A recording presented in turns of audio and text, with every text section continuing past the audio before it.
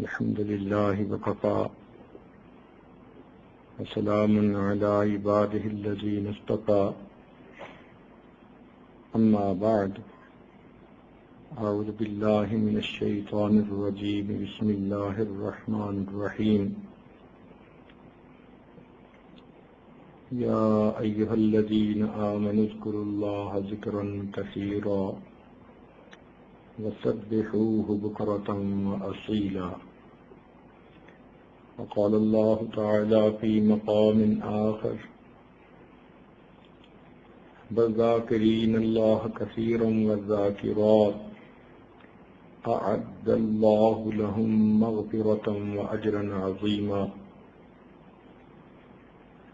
وقال رسول الله صلى الله عليه وسلم لكل شيء سقالة وسقالة القلوب ذكر الله أو كما قال عليه الصلاة والسلام سبحان ربك رب العزة عما يصفون وسلام على المرسلين والحمد لله رب العالمين اللهم صل على سيدنا محمد وعلى آل سيدنا محمد وبارك وسلم اللهم صل على سيدنا محمد وعلى آل سيدنا محمد وبارك وسلم اللهم صل على سيدنا محمد وعلى آل سيدنا محمد وبارك وسلم اللہ رب العزت کا ارشاد ہے یا ایھا الذین آمنوا اے ایمان والو اذکروا اللہ ذکرا کثیرا تم اللہ تعالیٰ کا ذکر کثرت کے ساتھ کرو۔ اللہ تعالیٰ کا ذکر کثرت کے ساتھ کیسے کریں؟ یہ چیز سیکھنے سے آتی ہے۔ دنیا کا ہر چھوٹا بڑا کام انسان سیکھتا ہے تو کرنا آتا ہے۔ ایک بچی گھر کے اندر کھانا پکانا سیکھتی ہے، پھر اچھا کھانا پکانے والی بن جاتی ہے۔ کپڑے سینا سیکھتی ہے، پھر وہ اس فن کو جان لیتی ہے۔ ہر چھوٹے چھوٹے کام کو سیکھنا پڑتا ہے۔ مشائخ نے فرمایا ہر آن کارے کے بے استاد باشد، یقین دانی کے بے بنیاد باشد۔ ہر وہ بندہ جو بے استاد ہوتا ہے جان لو کہ وہ بے بنیاد ہوتا ہے۔ جس طرح کوئی بچی بیمار ہو تو وہ اپنی من مرضی سے گولیاں استعمال نہیں کرتی، ٹیبلٹس استعمال نہیں کرتی، بلکہ کسی ڈاکٹر کی طرف رجوع کرتی ہے کہ جو اس کی بیماری کے بارے میں اس کو میڈیسن پرسکرائب کر سکے، اور جب وہ میڈیسن استعمال کرتی ہے تو تھوڑے دنوں میں اس کی بیماری دور ہو جاتی ہے۔ اسی طرح انسان کے اندر باطنی بیماریاں ہیں، حسد، کینہ، بغض، غضب، شہوت، بخل، حرص، یہ سب کی سب باطنی بیماریاں ہیں۔ ان کے علاج کے لیے بھی دواؤں کی ضرورت ہوتی ہے۔ نبی علیہ السلام نے ارشاد فرمایا ذکر اللہ شفاء القلوب، اللہ تعالیٰ کا ذکر دلوں کے لیے شفا ہے۔ اب کس ذکر کو کیسے کریں، اس کے لیے پرسکرپشن کی ضرورت ہے۔ ہر انسان کی طبیعت کے مطابق بیماری کی دوا مختلف ہوتی ہے، اسی طرح ہر انسان کی شخصیت کے مطابق اس کا ذکر مختلف ہوتا ہے۔ اگر کوئی خود ہی ذکر کرنا شروع کر دے تو کئی مرتبہ باطنی بیماریاں گھٹنے کی بجائے الٹا بڑھ جاتی ہیں۔ جیسے انسان اپنی بیماری کا خود علاج شروع کر دے تو اس کا مرنا آسان ہو جاتا ہے، ایسے ہی جو انسان بنا سیکھے ذکر کر لے تو روحانی موت مرنا آسان ہوتا ہے۔ شیطان انسان کو بہکا دیتا ہے۔ ہم نے تو یہاں تک دیکھا کہ کوئی ڈاکٹر بیمار ہوتا ہے تو اپنی دوا خود استعمال نہیں کرتا، بلکہ دوسرے ڈاکٹر کو چیک اپ کروا کے پھر تھرڈ اوپینین لینے کے بعد اپنی دوائیاں استعمال کرتا ہے۔ ہم باطنی بیمار ہیں یا نہیں، اس کی ایک آسان سی علامت یہ ہے کہ اگر ہم لوگوں کے سامنے اور ہیں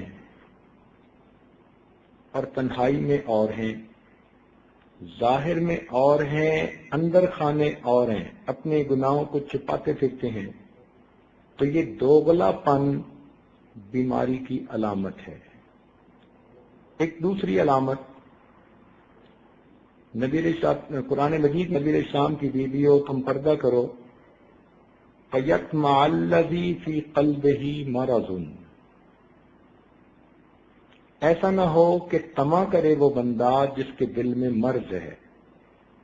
تو قرآن پاک کی آیت سے پتہ چلا کہ جب کسی غیر محرم کو دیکھ کے دل میں طمع پیدا ہو، لالچ پیدا ہو، گناہ کی طرف دھیان جائے، تو یہ انسان کے دل میں مرض ہونے کی دلیل ہوتی ہے۔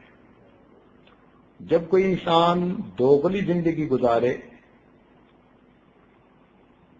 تو یہ دوغلا پن مرض ہے۔ اللہ تعالیٰ فرماتے ہیں فی قلوبہم مرض فزادہم اللہ مرضا، تو یہ باطنی بیماریاں ہیں، ان کا علاج کروانا پڑتا ہے۔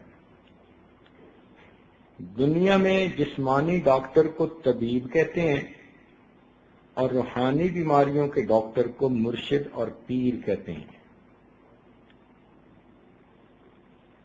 اس کی کچھ نشانیاں ہیں، جیسے ڈاکٹر وہی ہوتا ہے کہ جس نے علم حاصل کیا ہو، ہاؤس جاب کی ہو، ڈاکٹروں کی زیر نگرانی رہ کر اس نے اس کام کو سیکھا ہو، اور پھر اسے دوسروں کی بیماریوں کا علاج کرنے کی اجازت مل گئی ہو۔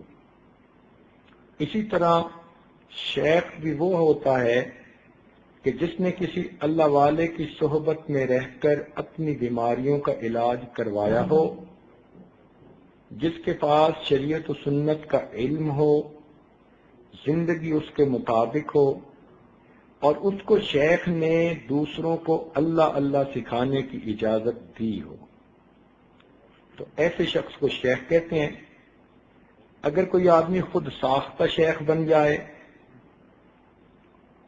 تو یہ ایسا ہی ہے کہ جیسے کوئی آدمی ہاؤس جاب کیے بغیر ڈاکٹر بن جائے۔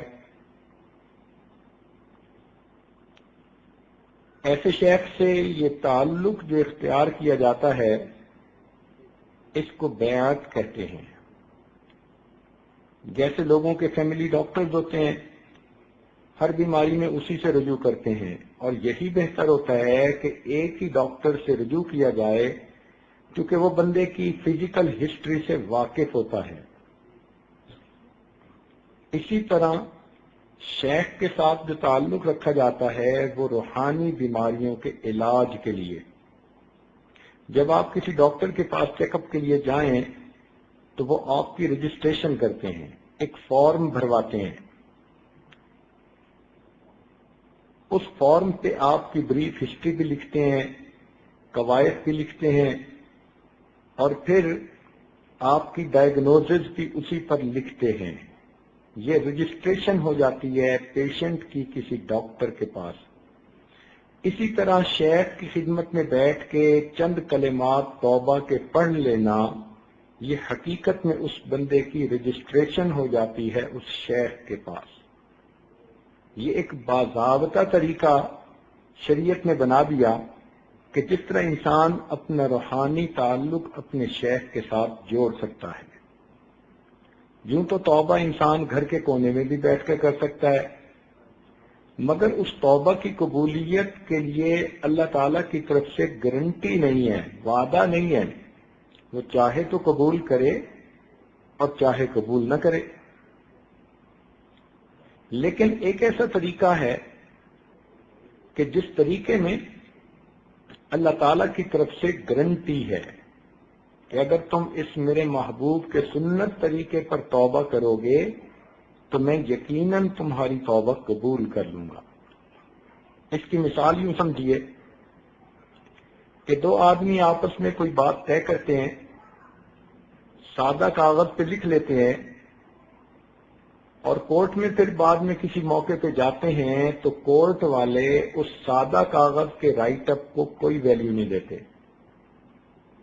وہ کہتے ہیں کہ ہمارے پاس تو اسٹامپ پیپر لائیے، یہ ایک خاص کاغذ ہوتا ہے، چھپا ہوا، ٹکٹ اس پر لگتے ہیں، اس پر اگر کوئی آدمی کسی کو کوئی کمٹمنٹ لکھ کر دے دے تو پھر قانون اس کی حیثیت کو ایکسپٹ کرتا ہے۔ اسی طرح گھر میں توبہ کرنا سادہ کاغذ پر لکھنے کی مانند ہے، اور کسی شیخ کی موجودگی میں توبہ کرنا اسٹامپ پیپر پر توبہ کرنے کی مانند ہے۔ لہذا اللہ تعالیٰ کے ہاں ایسی توبہ جلدی قبول ہوتی ہے۔ نبی علیہ الصلوۃ والسلام نے صحابہ کرام سے کئی طرح کی بیعت لی۔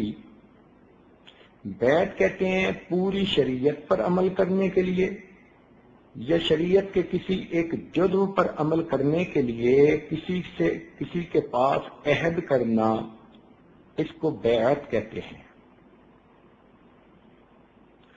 جو صحابہ کرام نے مختلف طریقوں کی بیعت لی، ان میں سب سے پہلے بیعت اسلام تھی، یعنی جب وہ کفر سے توبہ کر کے اسلام میں آتے تھے تو نبی علیہ السلام کے ہاتھوں پر بیعت کرتے تھے، اس کو بیعت اسلام کہا جاتا تھا۔ اس کی مثال جیسے بیعت عقبہ اولا اور عقبہ ثانی۔ نبی علیہ السلام نے ہجرت نہیں کی، مکہ مکرمہ میں ہے، مدینہ کے لوگ حج پہ آتے تھے اور مینا میں نبی علیہ السلام کے ہاتھوں پر اسلام قبول کرتے تھے، اسے بیعت اسلام کہا جاتا تھا۔ ایک بیعت جہاد ہوتی ہے کہ جب جہاد میں کوئی آدمی اللہ کے راستے میں جان قربان کرنے کا عہد کرنا چاہے تو وہ بیعت کرے۔ صحابہ کرام نے نبی علیہ السلام سے یہ بیعت بھی کی۔ اس کا تذکرہ قرآن پاک میں سورہ فتح میں ہے۔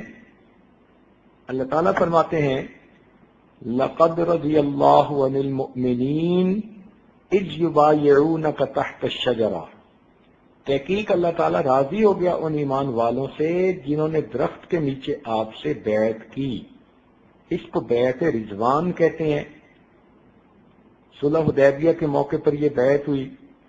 صحابہ کرام کو اس پہ بڑا ناز تھا، بڑا دل میں خوشی تھی، اور اس وجہ سے وہ خوشی میں شعر پڑھا کرتے تھے نحن الذین بایعوا محمدا علی الجہاد ما بقینا ابدا۔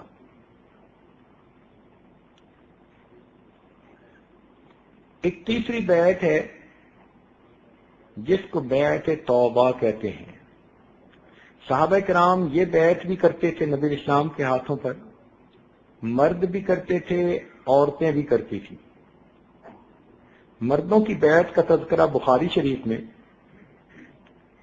عبادہ ابن صامت رضی اللہ عنہ ایک صحابی ہیں، بخاری شریف کے الفاظ ہیں وَقَانَ شَهِدَ بَدْرًا، بدر کے دن بھی یہ حاضر تھے، یعنی بدری صحابی ہے، اتنے جلیل القدر نقباء میں سے ہیں۔ ہجرت سے پہلے انہوں نے نبی اسلام کے ہاتھوں پر مینا میں اسلام قبول کیا ہوا تھا، اور جب قرآن مجید کو جمع کرنے کی کمیٹی بنی زید بن ثابت رضی اللہ عنہ کی امارت میں تو یہ اس کمیٹی کے بھی رکن تھے۔ اتنے جلیل القدر صحابی، وہ کہتے ہیں کہ ہم بہت سارے صحابہ نبی اسلام کی خدمت میں حاضر تھے کہ اللہ کے محبوب نے اپنا ہاتھ پھیلایا اور ہمیں فرمایا تم میری بیعت کیوں نہیں کرتے؟ ہم نے عرض کیا اللہ کے نبی کس بات پر بیعت کریں؟ فرمایا تم شرک نہیں کرو گے، فلاں گناہ نہیں کرو گے، فلاں گناہ نہیں کرو گے، کچھ گناہ گنوا دیے۔ ہم نے کہا ہم حاضر ہیں۔ چنانچہ سب لوگوں نے ان گناہوں سے بچنے کے لیے نبی اسلام کے ہاتھوں پر بیعت کی۔ اس کو بیعت توبہ کہتے ہیں۔ عورتوں کی بیعت توبہ کا تذکرہ قرآن مجید میں سورہ الممتحنہ، اللہ تعالیٰ ارشاد فرماتے ہیں یا ایھا النبی، اے نبی صلی اللہ علیہ وسلم، اذا جاءک المؤمنات، جب آئیں آپ کے پاس ایمان والی عورتیں۔ اب دیکھیں یہاں یہ نہیں کہا اذا جاءک الکافرات، اذا جاءک المشرکات، اذا جاءک المنافقات، نہیں، نہ یہ مشرکہ ہیں، نہ کافرہ ہیں، نہ منافقہ ہیں۔ کون ہیں؟ اذا جاءک المؤمنات، یہ مومنات ہیں، صحابیات ہیں، بیعت اسلام کر کے دین اسلام میں داخل ہو چکی ہیں۔ وہ کس لیے آئی ہیں؟ یبایعنک، آپ کی بیعت کرنے کے لیے۔ اب قرآن مجید کا یہ لفظ بتا رہا ہے کہ اسلام لانے کے بعد بھی کوئی بیعت ہوتی ہے جو کی جاتی ہے۔ اس بیعت کا آخر کوئی مقصد ہوگا، قرآن مجید نے اس کو بھی واضح کر دیا، الا اللہ یشرکن باللہ شیئا، اللہ کے ساتھ کسی کو شریک نہیں ٹھہراؤ گے، ولا یسرقن، چوری نہیں کرو گی، ولا یزنین، اپنے عزت و ناموس کی حفاظت کرو گی، ولا یاتین ببہتان یفترینہ بین ایدیہن وارجلہن، کسی پر بہتان نہیں باندھو گی، ولا یعصینک فی معروف، اے محبوب کسی بھی معروف کام میں آپ کی نافرمانی نہیں کریں گی، یعنی سنت پر عمل کی کوشش کریں گی۔ یہ ان کے آنے کا مقصد ہے، اور اس مقصد کے لیے یہ بیعت کرنا چاہتی ہیں۔ فبایعہن، آپ انہیں بیعت کر لیجئے، واستغفر لہن اللہ، یہ ہے اصل راز بیعت کا، کہ یہ عورتیں تو توبہ کریں گی ہی، آئی جو اس نیت سے ہیں، اے محبوب آپ بھی ان کے لیے توبہ کیجئے۔ ان اللہ غفور الرحیم، بے شک اللہ تعالیٰ غفور اور رحیم ہے۔ مفسرین نے لکھا اللہ تعالیٰ نے ان کی تاکید کی مہر لگا کر ایسے طریقہ کار میں توبہ کی قبولیت کا وعدہ فرما لیا۔ لہذا جو بندہ اس سنت طریقے کے اوپر توبہ کرے گا، ان کی مہر ہے، اللہ تعالیٰ کی طرف سے گارنٹی ہے، انڈورسمنٹ ہے کہ میرے بندو اس طرح سے کی ہوئی توبہ کو میں پروردگار ضرور قبول کروں گا۔ تو آدمی خود بھی توبہ کرتا ہے اور شیخ بھی توبہ کرتے ہیں، کیونکہ وہ نائب رسول ہوتے ہیں۔ اللہ تعالیٰ نے نبی علیہ السلام کا کام اس امت کے علماء صلحاء کے کندھوں پر رکھ دیا، لہذا وہ نائب بن کر، وکیل بن کر کام کرتے ہیں، اپنی طرف سے نہیں کرتے، ان کو مشائخ کی طرف سے حکم ہوتا ہے۔ چنانچہ نبی علیہ السلام کا کام سیدنا ابوبکر صدیق نے سنبھالا، ان کا کام آگے چلتے چلتے چلتے ہمارے پاس باقاعدہ مشائخ کے نام موجود ہیں جنہوں نے یہ دین کا کام کیا، اور اس عاجز کے شیخ نے اس عاجز کو باقاعدہ اس کام کے لیے حکم فرمایا۔ اسی لیے اس کام کی خاطر اور بزرگوں کی اس نسبت کا نور پھیلانے کی خاطر یہ عاجز ہر وقت سفر میں ہوتا ہے اور اپنے بڑوں کے ڈالے ہوئے اس بوجھ سے سبکدوش ہونے کے لیے کوششیں کرتا ہے، ایسا نہ ہو کہ قیامت کے دن مشائخ کے سامنے شرمندگی اٹھانی پڑے۔ اس کو بیعت توبہ کہتے ہیں، اس کا تذکرہ قرآن مجید میں موجود ہے۔ اب بتائیے اگر صحابیات نے نبی اسلام کے پاس آ کر بیعت کی، تو اگر آج کی کوئی عورت یہ توبہ کی بیعت کرنا چاہے تو کیا وہ اس عمل سے محروم ہو گئی؟ نہیں، جس طرح نبی علیہ السلام کی یہ سنت ہے اس زمانے میں تھی، یہ سنت آج تک جاری ہے، قیامت تک جاری رہے گی۔ چنانچہ اس کو بیعت توبہ کہتے ہیں۔ اور یہ مشائخ ذکر بتانے سے پہلے یہ توبہ کی بیعت کرواتے ہیں تاکہ پچھلے گناہ معاف ہوں اور آئندہ نیکوکاری کی زندگی نصیب ہو۔ دیکھیں نا، آپ اگر خوشبو لگانا چاہیں تو صاف ظاہر ہے کہ پہلے صابن سے نہاتی ہیں، جسم کپڑے صاف ستھرے ہوتے ہیں، پھر خوشبو لگاتی ہیں۔ پسینے والے جسم پہ تو خوشبو کوئی عقل مند نہیں لگاتا۔ اسی طرح جو انسان ذکر اذکار کرنا چاہے تو وہ پہلے بیت کے ذریعے باطنی غسل کر لے اور پھر اللہ کے ذکر، نبی علیہ السلام پر درود شریف وغیرہ کے اذکار کرے تاکہ ان کی خوشبو اس پر آ جائے۔ تو یہ بات سمجھنی تو بہت آسان ہے، اس میں کوئی رکاوٹ نہیں۔ دنیا کے علوم سیکھنے کے لیے دنیا کے استاد کی ضرورت ہوتی ہے اور دین کا علم سیکھنے کے لیے دینی استاد کی ضرورت ہوتی۔ فرق اتنا ہے کہ مرد تو اپنے شیخ کی صحبت خدمت میں بیٹھ کر سامنے سیکھتے ہیں اور عورتیں پردے میں رہ کر مردوں کے واسطے سے سیکھتی ہیں۔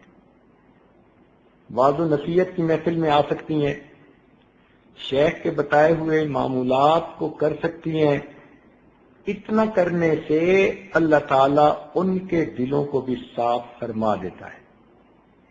اللہ تعالیٰ نے ولایت کا میدان مردوں کے لیے بھی کھلا رکھا، عورتوں کے لیے بھی کھلا رکھا۔ اس لیے اس امت میں کتنی عورتیں ایسی گزری جو بڑی ولیہ بنی۔ رابعہ بصریہ اللہ کی نیک بندی اتنی بڑی عارفہ تھیں کہ حسن بصری رحمت اللہ علیہ درس قرآن دینے کے لیے ان کا انتظار کرتے تھے۔ لوگ پوچھتے حضرت درس شروع کریں، دیر ہو رہی ہے، اگر وہ بوڑھی عورت نہ بھی آئی تو کیا ہوا؟ حسن بصری رحمت اللہ علیہ فرماتے کہ جو غذا میں نے ہاتھیوں کے لیے تیار کی وہ تم چونٹیوں کو میں کیسے کھلا دوں؟ اتنا ان کی معرفت تھی اللہ تعالیٰ کے بارے میں۔ اور اس امت میں کتنی نیک بیویاں ایسی گزری ہیں کہ جنہوں نے اللہ تعالیٰ کی معرفت کے نور سے اپنے سینوں کو بھر لیا۔ تو یہ اس کو بیعت کہتے ہیں اور الحمدللہ اس کی برکات ہوتی ہیں۔ کیونکہ اس موضوع پر کھل کے بات کرنے کی کبھی فرصت نہ ملی، موقع نہ ملا، آج پہلی مرتبہ اس پر بات کر رہے ہیں تو کچھ تھوڑی سی کارگزاری بھی آپ کے سامنے کہہ دیں تاکہ آپ کو تعارف ہو جائے کہ اس راستے پر کیسے بندے کی زندگیاں بدلتی ہیں۔ یہ آج ایک مرتبہ کسی ایئرپورٹ پر بیٹھا تھا، کافروں کا ملک تھا، ایک نوجوان دیکھنے میں بہت خوبصورت پرسنالٹی اپنے ہاتھ میں شراب کی بوتل لیے پیتا ہوا جا رہا تھا۔ جب قریب سے گزرا اور اس نے اس عاجز کی طرف دیکھا تو 5-10 قدم آگے جانے کے بعد پھر واپس آیا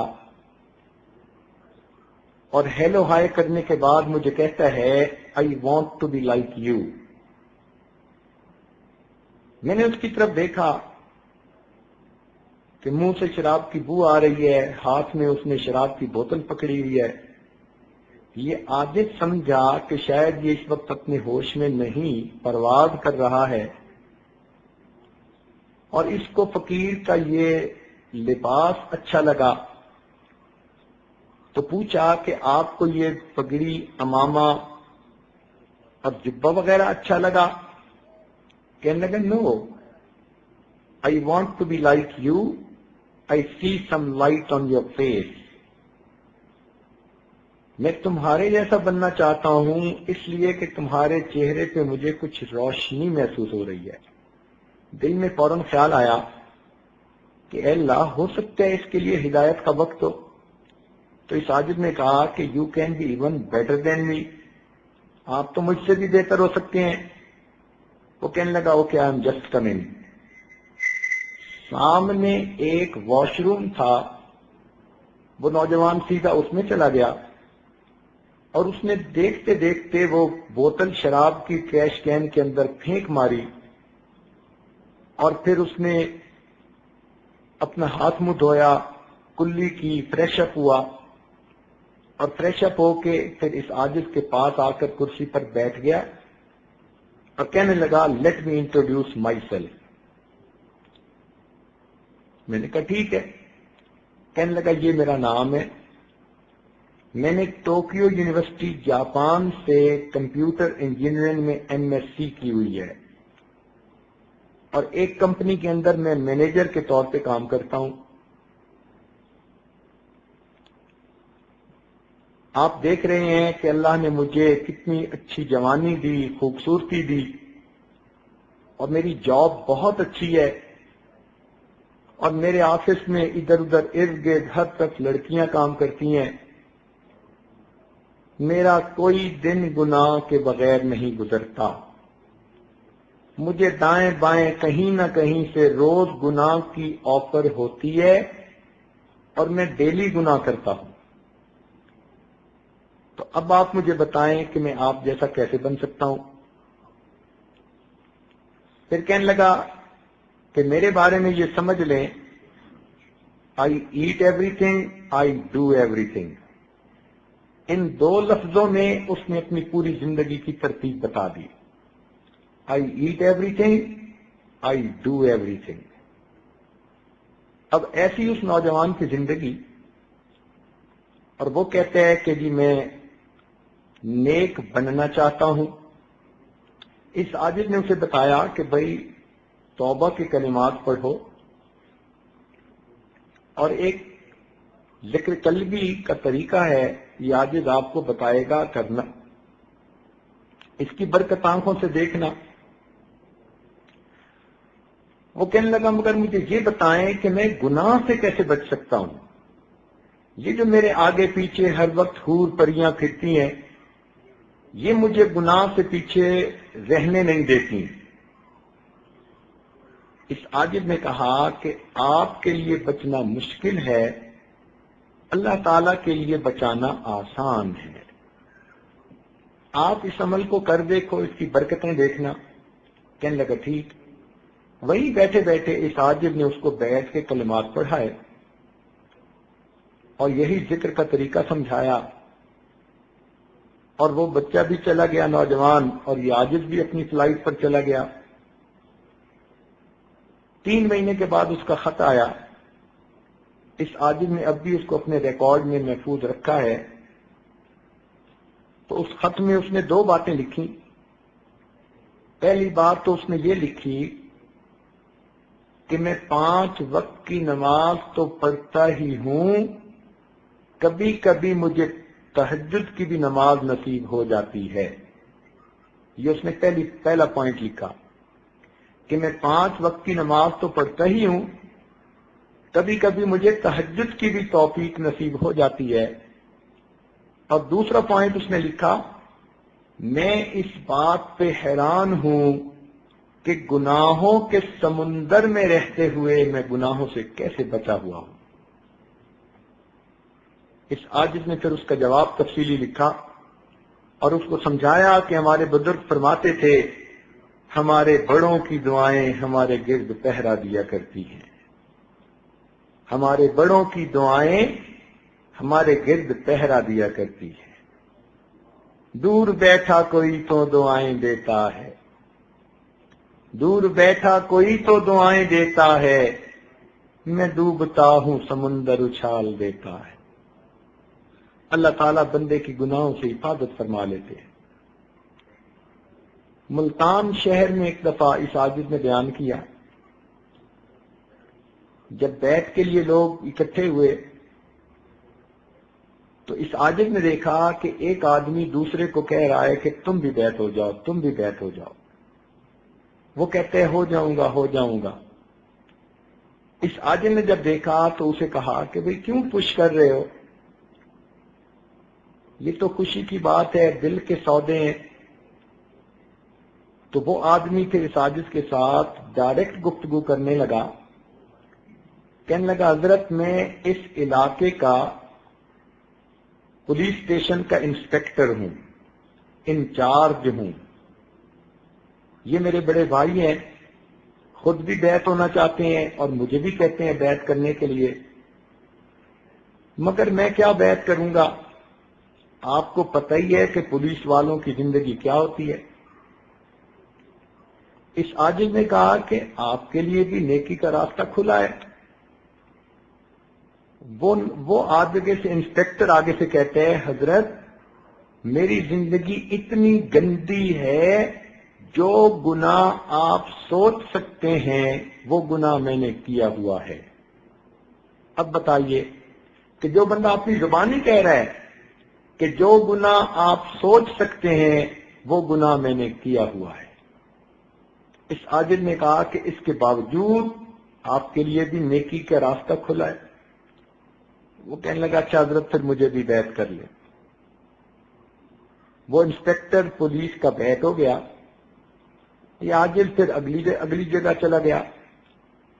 کوئی 4 مہینے کے بعد دوبارہ پھر اسی جگہ گلگشت کالونی میں جانے کا موقع ملا۔ عصر کی نماز پڑھی تو جیسے ہی جانے کے لیے اٹھے کوئی آدمی آیا اور اس نے پیچھے سے آگ کے بندے کو ہگ کیا۔ اب یہ عاجز بڑا حیران کہ یہاں کوئی میرا بچپن کا کلاس فیلو تو ہے نہیں کہ جو اس قسم کی بے تکلفی کی حرکت کرے، یہ کون آدمی ہے جس نے آ کے مجھے پیچھے سے ہگ کر کے جکڑ لیا۔ تھوڑی دیر تو صبر کیا، جب چھوڑا تو اس کا چہرہ دیکھا تو کوئی چھوٹی چھوٹی اس کے چہرے پر داڑھی، تو فوراً دل میں خیال آیا کہ یہ تو وہی پولیس انسپیکٹر ہے۔ اس عاجز نے کہا او تھانے دار صاحب کیا حال ہے؟ تو جب یہ کہا تو اس نے فوراً آگے سے جواب دیا حضرت تھانے دار تو اس دن مر گیا تھا، اب آپ کا غلام زندہ ہے۔ پھر مسجد کے نمازیوں کے سامنے اس نے کہا on duty S H O, کہنے لگا حضرت میں اپنے چہرے پر سنت بھی سجا لی ہے، نیک بن گیا ہوں، میں تہجد کی نماز روزانہ گھر میں پڑھتا ہوں اور فجر کی اذان روزانہ اس مسجد میں آ کر میں خود دیا کرتا ہوں۔ ایسی برکت کہ علاقے کا on duty S H O گھر میں تہجد پڑھتا ہے اور محلے کی مسجد میں آ کے فجر کی اذان دیتا ہے۔ یوں اللہ تعالیٰ زندگیوں کو بدل دیتے ہیں۔ اس بیعت اور نسبت کی اللہ کے ہاں بڑی برکت ہے۔ اللہ تعالیٰ بندے کو ظاہری مصیبتوں سے بھی بچاتے ہیں اور اللہ تعالیٰ اخلاقی مصیبتوں سے بھی بچاتے ہیں۔ چنانچہ ایک نوجوان فیکٹری میں مینیجر تھا، اس عاجز کا کلیگ تھا کسی زمانے میں۔ ایک دفعہ وہ مہمان خانے میں آیا، ہتھکڑی لگی ہوئی، 2 پولیس والے ساتھ ہیں۔ یہ عاجز دیکھ کے بڑا حیران ہوا۔ اس نے ایم ایس سی کیمسٹری کی ہوئی تھی، ایم بی اے کیا ہوا تھا، بڑا لرنڈ بچہ تھا اور ایک مینیجر کے طور پہ کسی فیکٹری میں کام کر رہا تھا۔ اس حالت میں دیکھ کے یہ عاجز بڑا حیران ہوا، پوچھا کیا بنا؟ کہنے لگا حضرت میرے اوپر اس وقت قتل کا مقدمہ ہے، میں جیل سے سپرنٹینڈنٹ پولیس سے اسپیشل اجازت لے کر آپ سے دعا کروانے کے لیے آیا ہوں اور یہ پولیس والے میرے ساتھ ہیں۔ پوچھا بنا کیا؟ اس نے عجیب ہی سٹوری سنائی۔ کہنے لگا بڑے بھائی کی شادی ہوئی اپنی فرسٹ کزن کے ساتھ، 4-6 مہینے بڑے اچھے گزرے۔ ایک دن معمولی بات پہ کوئی دونوں میں بحث تکرار ہو گئی تو میری بھابھی روٹھ کر اپنے میکے چلی گئی۔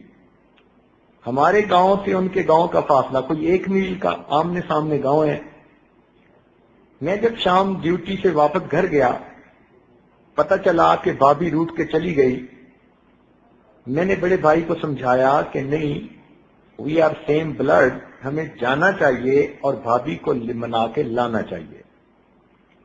یہ نوجوان اپنے پورے خاندان میں سب سے زیادہ ریسپیکٹڈ فگر تھی اور سب سے زیادہ ایجوکیٹڈ فگر تھی، تعلیم یافتہ، اور پورے فیملی کا سب سے زیادہ باعزت شخص تھا، پورا شہر اس کی عزت کرتا تھا، اتنے اچھے اخلاق والا، اتنا پیارا نوجوان۔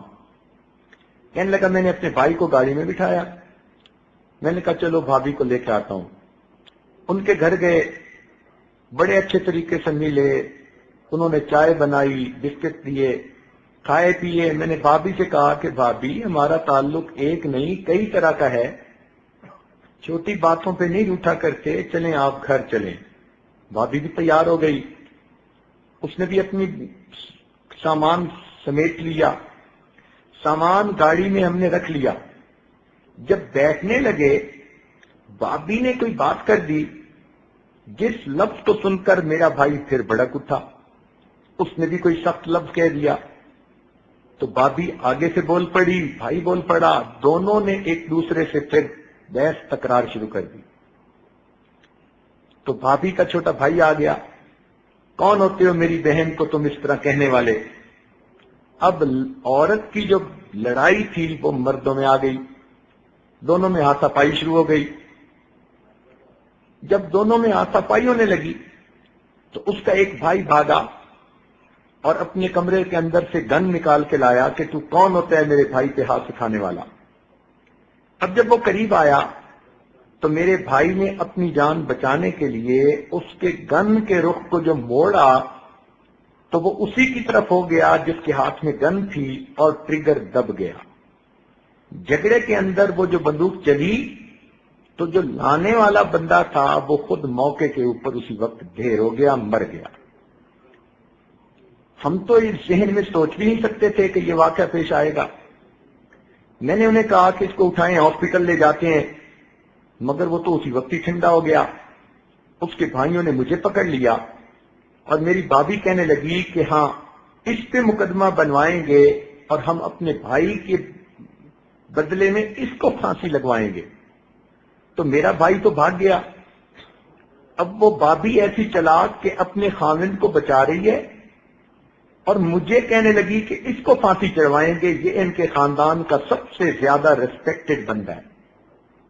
پولیس آ گئی، میں مجرم کے طور پہ موقع پہ پکڑا گیا، ڈیڈ باڈی بھی مل گئی، گن بھی مل گئی، گواہ بھی مل گئے، جو کچھ کسی بندے کے قتل کا پروف ہو سکتا ہے وہ سب کا سب 100% موجود تھا۔ مجھے جیل پہنچا دیا گیا، ہتھکڑیاں بیڑیاں لگا دی گئیں۔ میرے وکیل نے کہا کہ پولیس نے مقدمہ ایسا زبردست درج کیا ہے کہ آپ کے بچنے کی 100 میں سے ایک حصہ بھی امید نہیں ہے۔ دیوار پہ لکھا مجھے نظر آ رہا ہے کہ تمہیں پھانسی دے دی جائے گی۔ میں دعائیں کرتا رہا، آپ کا خیال آیا تو میں نے آپ کے بارے میں پتہ کروایا تو پتہ چلا کہ بیرون ملک گئے ہوئے تھے۔ کل پتہ چلا کہ آپ واپس آئے ہیں تو میں نے پھر پولیس جو جیل کا سپرنٹینڈنٹ تھا اس سے بہت بڑی کوئی سفارش کروا کے اجازت لی کہ میں آپ سے دعاؤں کروانے کے لیے آنا چاہتا ہوں، چونکہ وہ بھی آپ کو جانتا تھا۔ اس نے پولیس والوں کو ساتھ بھیج دیا کہ جاؤ پیر صاحب سے دعا کروا کے آؤ۔ اس لیے اب میں یہاں آیا بیٹھا ہوں۔ اب آپ مجھے بتائیں، میں آپ کا کولیگ ہوں، اتنا میں آپ کا محبت کرنے والا دوست ہوں، ممکن ہے میری آپ کی آخری ملاقات ہو، اور یہ کہہ کے اس نوجوان نے رونا شروع کر دیا۔ اب ایک بے گناہ نوجوان، اور اس کی عمر بھی کوئی 28 سال ساری تھی، اور اس کی شادی میں بھی ابھی کوئی 6 مہینے تھے جو ہونی تھی۔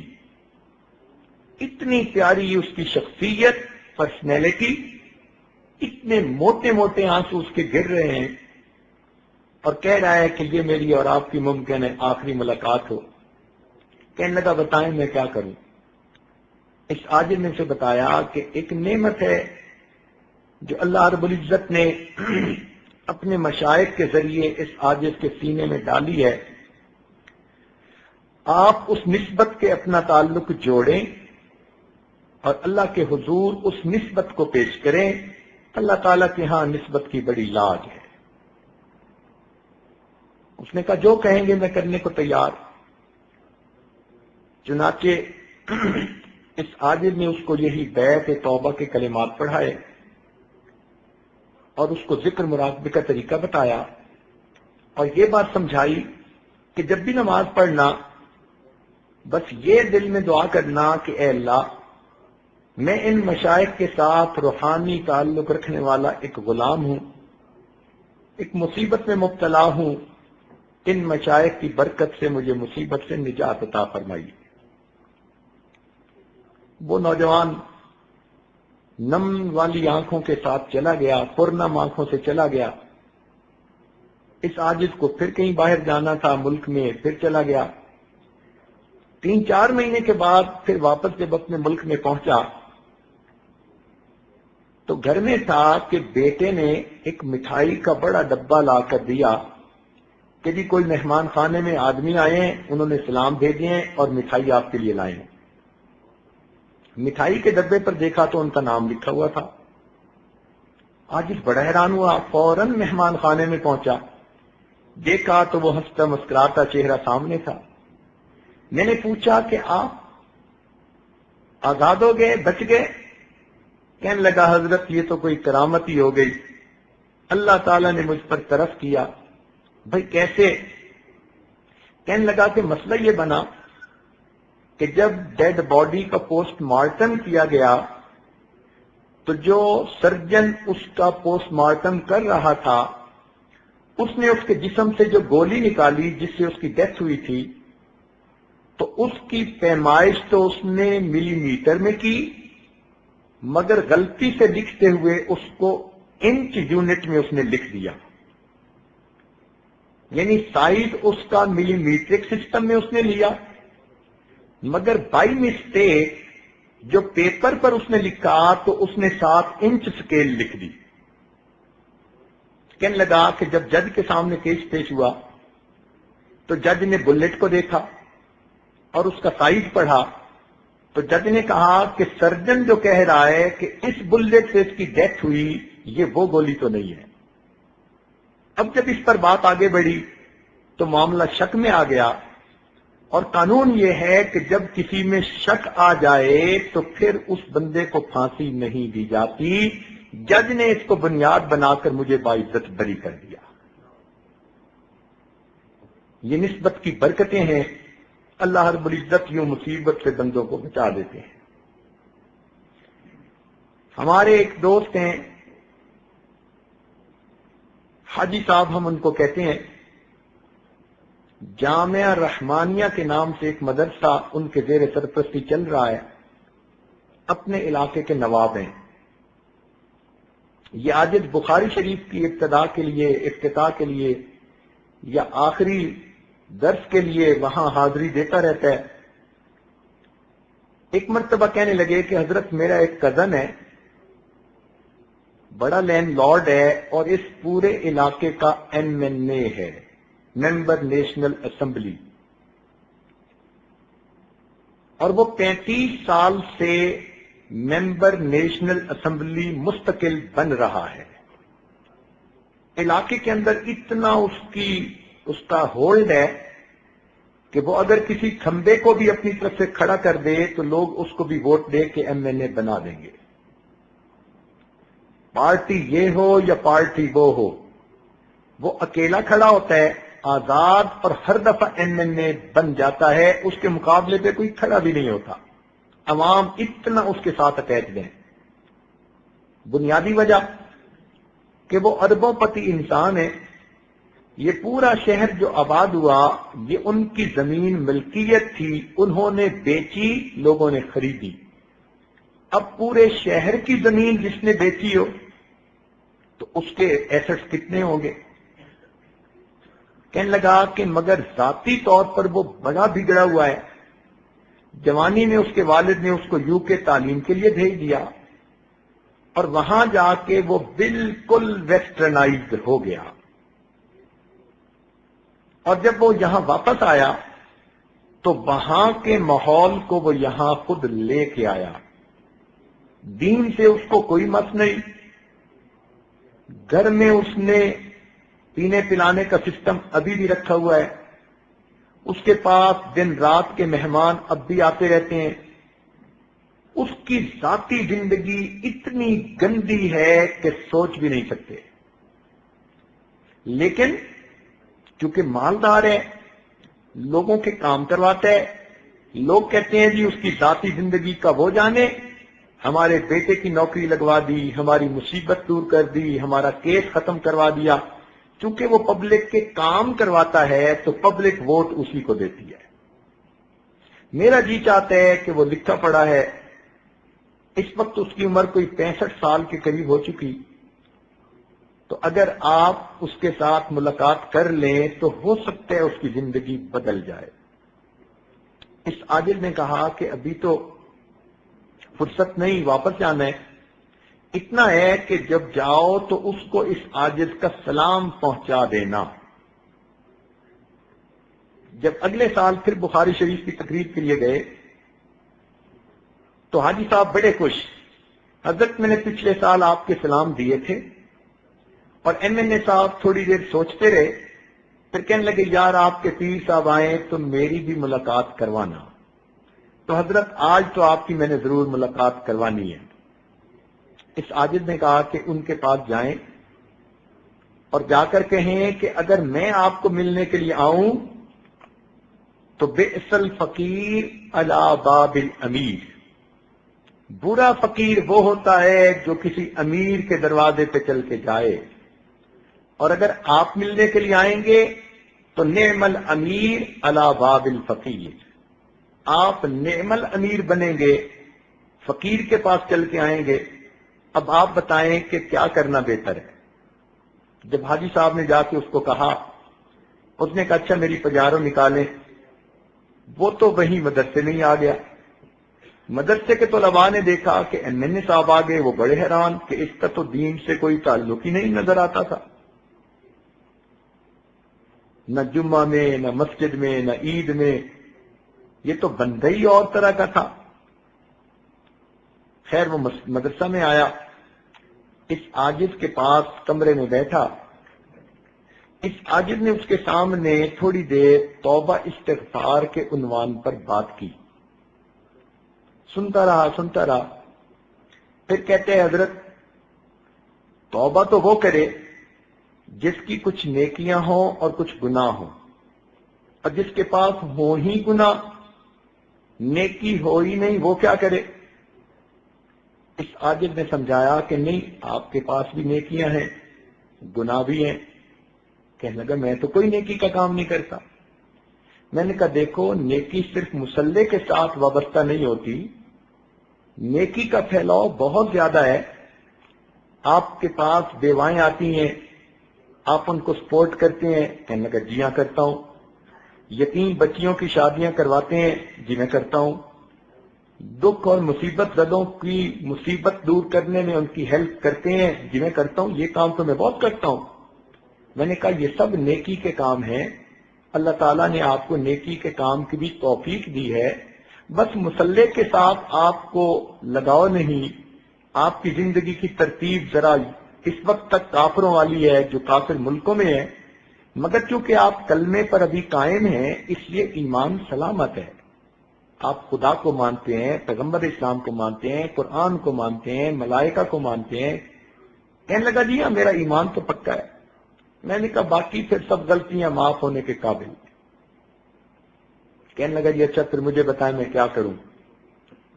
اس عاجز نے اس کو یہی بیٹھ کے کلمات پڑھائے اور اس کے قلب پر انگلی رکھ کر اللہ اللہ کی ضرب لگائی اور اس کو کہا کہ بس آپ یہ ذکر مراقبہ کرنا شروع کر دیں. یہ عاجز واپس آ گیا. اب ہوا کیا کہ یہ واپس گھر گئے تو ایک رات میں اللہ تعالیٰ نے ان کے دل کی حالت کو بدل دیا. اگلے دن یہ اٹھے اور اپنی بیوی کو کہنے لگے کہ گھر میں جتنی شراب کی بوتلیں پڑی ہیں سب توڑ دو اور شراب گٹر کے اندر بہا دو. بیوی حیران کہ یہ کیسا نصیب والا دن چڑھا کہ میرا میاں آج شراب سے توبہ کر رہا ہے. پھر اس نے اپنی بیوی کو کہا کہ یہ جتنی ماڈل گرل قسم کی لڑکیاں آتی ہیں ان کو کہو کہ آج کے بعد میرے گھر کے دروازے ان کے لیے بند ہیں. وہ بیوی سوچنے لگی کہ میں تو دنیا میں آ گئی، میرے سامنے سب کچھ ہوتا تھا، میں بول نہیں سکتی تھی، آج میرا میاں ہر ایک سے توبہ کر رہا ہے. چنانچہ اس نے وہ جو 8-10 ماڈل قسم کی تھیں، ان میں سے ہر ایک کو 10-10 لاکھ روپے دے کر ان کو کہا کہ جاؤ اپنا گھر خریدو، اپنا گھر بساؤ، آج کے بعد اس گھر میں تم نے نہیں آنا۔ ان سے بھی اس نے جان چھڑوا لی۔ اب تیسرے دن بیوی کے ساتھ بیٹھا، ٹی وی پہ خبریں دیکھ رہا تھا، تو ٹی وی پہ خبر لگی کہ حج پروازیں شروع ہو چکی ہیں اور حاجی لوگ جا رہے ہیں۔ اپنی بیوی سے کہتا ہے میری زندگی کے 65 سال گزر گئے، میں درجنوں مرتبہ یورپ امریکہ کا چکر لگا کے آیا، مگر آج تک مجھے مکہ مدینہ دیکھنے کی توفیق نہیں ہوئی۔ میرا دل کرتا ہے میں بھی حج کروں۔ بیوی نے کہا کہ آپ تو ابھی جا سکتے ہیں، اس میں کیا رکاوٹ ہے؟ وہیں بیٹھے اس نے منسٹر آف ریلیجس افیئرز کو فون کیا کہ میں جانا چاہتا ہوں۔ اس نے کہا جناب آپ 35 سال سے MNA ہیں، آپ ابھی آئیں تو ہم آپ کو ایز اے اسپیشل کیس ابھی بھیج دیں گے۔ چنانچہ اس نے اپنا سامان بنایا اور نیکسٹ ڈے اپنے شہر سے اسلام آباد پہنچا۔ انہوں نے حاجیوں کے ایک گروپ کا اسے امیر بھی بنا دیا اور اس کو روانہ کر دیا۔ اللہ تعالیٰ کی شان دیکھیے، حج کے سفر میں اللہ نے اس کی زندگی بدل دی۔ لوگ کہتے تھے کہ اس نے وہاں حاجیوں کی اتنی خدمت کی کہ پتہ ہی نہیں چلتا تھا یہ کوئی نواب ہے یا کسی کا زر خرید غلام ہے۔ ایسے مٹ کے خدمت کی اس نے، کھانے لا رہا ہے، حالانکہ یہ ہارٹ پیشنٹ بھی تھا۔ بہرحال جب یہ مدینہ طیبہ جانے لگا تو اس کے دل میں یہ بات آئی کہ میں اللہ کے محبوب کے در پہ حاضر ہو رہا ہوں، میں اپنی شکل تو بنا لوں پہنچنے والی۔ چنانچہ اس نے چہرے کے اوپر داڑھی والی سنت سجانے کی نیت کر لی۔ اب یہ حج کے بعد واپس آیا، لوگ حیران، سر پہ ٹوپی، چہرے پہ ریچھ سجی ہے، 5 وقت کا نمازی بن گیا۔ اب شہر کے علماء کو پتہ چلا تو سب علماء نے مل کے مشورہ کیا کہ پہلے تو ہماری صرف بنتی نہیں تھی، اب یہ نیک بن گیا، اب ہمارا حق بنتا ہے کہ ہم چل کے جائیں اور ان کو جا کر مبارکباد دیں۔ چنانچہ شہر کے 30-35 علماء ان کی ملاقات کے لیے گئے۔ یہ عصر کی نماز پڑھ کے فارغ ہوئے، اتنے میں باہر بیل ہوئی۔ نوکر سے کہا کہ دیکھو کون ہے؟ اس نے کہا جی علماء ملنے کے لیے آئے ہیں۔ چنانچہ اپنے ڈرائنگ روم میں آیا، سب علماء سے گلے ملا اور مل کے کہتے ہیں جی آپ بیٹھیں، میں آپ کے لیے زمزم کھجوریں لاتا ہوں، پھر میں آپ کو حج کی کارگزاری سناؤں گا۔ علماء بیٹھ گئے۔ گھر آیا، بیوی کو کہا کہ اتنے علماء ہیں، ان کے لیے زمزم کھجوریں دے دو۔ اس نے کہا بہت اچھا۔ چنانچہ وہ چھوٹے چھوٹے کپوں میں زمزم ڈالنے لگی۔ ان کے ہاتھ میں تسبیح، سر پہ ٹوپی، یہ اپنے بیڈ کے اوپر بیٹھ کر تسبیح پڑھنے لگے۔ اللہ تعالیٰ کی شان، اسی دوران ہارٹ اٹیک ہوا۔ جب بیوی زمزم لے کر آئی تو یہ اللہ کو پیارے ہو چکے تھے۔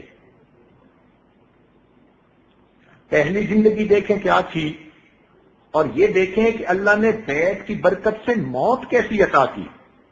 حج کر کے آئے ہیں، معافیاں مانگ کے آئے ہیں، چہرے پہ سنت سجائی، سر پہ ٹوپی ہے، باوضو ہے، عصر کی نماز پڑھی، ہاتھ میں تسبیح ہے، اور اس حالت میں ان کو موت آ جاتی ہے۔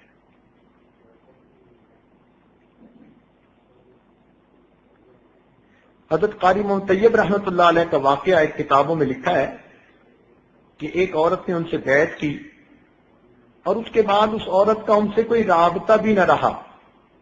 20 سال گزر گئے، اور 20 سال گزرنے کے بعد جب اس عورت کی وفات کا وقت آیا تو وہ عورت کہتی تھی کہ وہ دیکھو مولانا بیٹھے ہیں اور مجھے کلمہ پڑھا رہے ہیں، وہ دیکھو مولانا بیٹھے ہیں کلمہ پڑھا رہے ہیں۔ 2 مرتبہ اس نے کہا، اونچی آواز سے کلمہ پڑھا، اللہ کو پیاری ہو گئی۔ تو یہ بیعت کی نسبت کی ایک برکت ہوتی ہے جو بندے کے ایمان کی حفاظت کا سبب بن جاتی ہے۔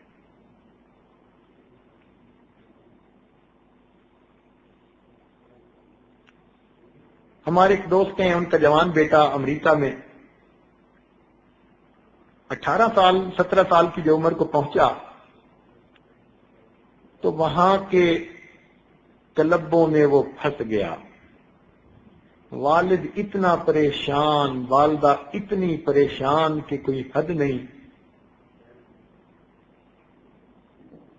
اب انہوں نے ساجد کے سامنے رونا رویا.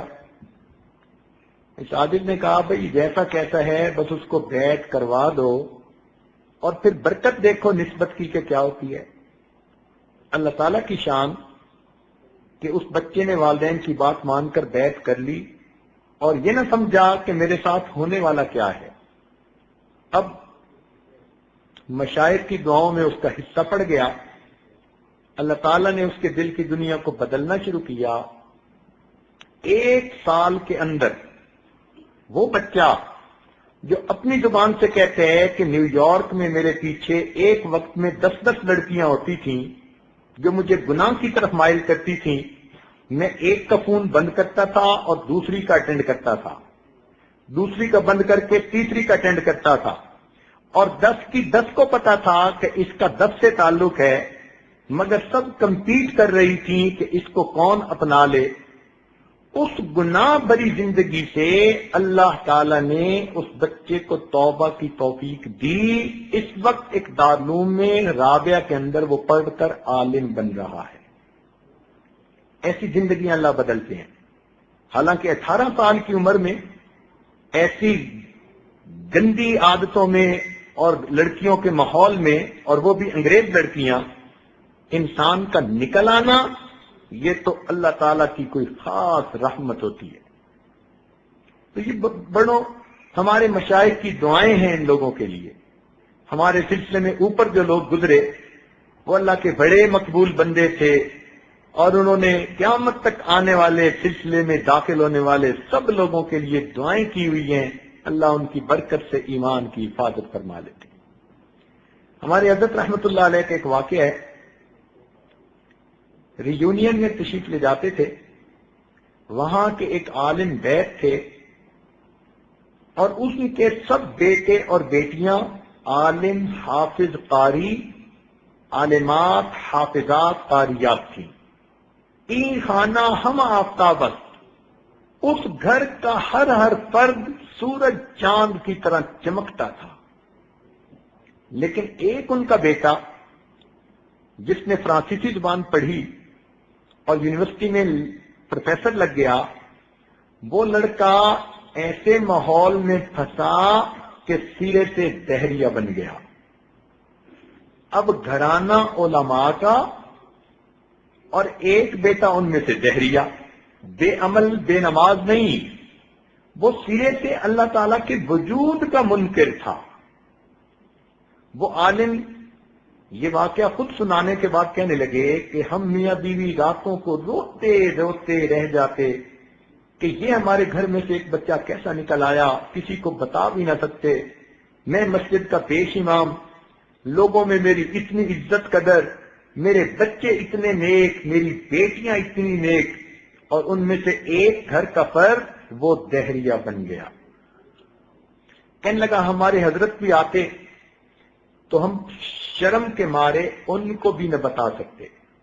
یہ بات ذہن میں رکھیے کہ جس طرح مریض کو چاہیے کہ ہر بیماری اپنے ڈاکٹر کو بتائے تب علاج ہوگا، اسی طرح مرید کو بھی چاہیے کہ اپنی روحانی ہر بیماری کی اطلاع شیخ کو ضرور دے تاکہ اس کا علاج ہو سکے. اگر مریض شرم کرے کہ میں ڈاکٹر کو بیماری کیسے بتاؤں تو اس کی بیماری کا علاج نہیں ہوگا. اسی طرح مرید شرم کرے کہ میں اپنا یہ گناہ کیسے بتاؤں تو اس کا علاج نہیں ہوگا. ہمارے مشائخ نے کہا کہ مرید کو چاہیے کہ شیخ کے سامنے دل کا حال اس طرح کھولے جیسے کوئی لڑکی اپنی ماں کے سامنے اپنا سب کچھ کھول دیتی ہے. تو خیر ایک دن انہوں نے حضرت کے سامنے اپنے دل کا غم کہہ ڈالا. حضرت نے فرمایا کہ اپنے بیٹے کو بیعت کروا دو. ان کا حضرت وہ تو نہ دین کو مانتے ہیں نہ خدا کو مانتے ہیں، وہ بیعت کہاں ہوگا. حضرت نے کہا آپ والد ہو، اسے سمجھا بجھا کے بیعت کروا دو. اب اس کے والد نے بات کی، لڑکا کہنے لگا نہ میں خدا کو مانتا ہوں، نہ نبی کو مانتا ہوں، نہ اسلام کو مانتا ہوں، میرا کیا واسطہ؟ والد صاحب نے کہا بیٹا ہم سب بیعت ہیں، تم بھی بیعت کر لو۔ جب زیادہ پش کیا تو وہ کہنے لگا کہ اچھا آپ لوگوں کی مجبوری سے میں بیعت تو کر لیتا ہوں، مگر میں نے کرنا کرانا کچھ نہیں۔ انہوں نے حضرت صاحب سے پوچھا، حضرت صاحب نے فرمایا کہ میں نے تو کرنے کے لیے کچھ کہا بھی نہیں، میں نے تو کچھ نہیں کہا کہ یہ کرنا وہ کرنا، کچھ نہ کرے، فقط بیعت کے کلمات پڑھے اور پھر اس کی برکت آپ دیکھیے۔ چنانچہ ماں باپ نے پھر اگلے دن سمجھایا، حتیٰ کہ اس بچے نے حضرت کے ہاتھوں میں ہاتھ دے کر توبہ کے کلمات پڑھ لیے۔